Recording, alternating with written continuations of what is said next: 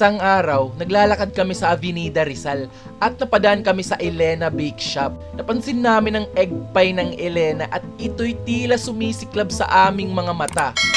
Agad kaming lumapit sa cashier para subukan ito. Kasabay nito, binigyan pa kami ng tubig dahil sabi nila malamang mabibigla kami sa sarap.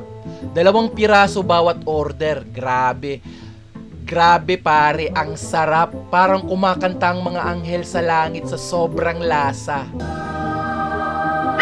At hindi lang yan, sobrang affordable pa. Nagustuhan namin ito, kaya't sabi niya, mag-order pa tayo para sa kanyang mga kapatid at mama. Kaya't heto pre, uwi muna kami. Salamat Elena.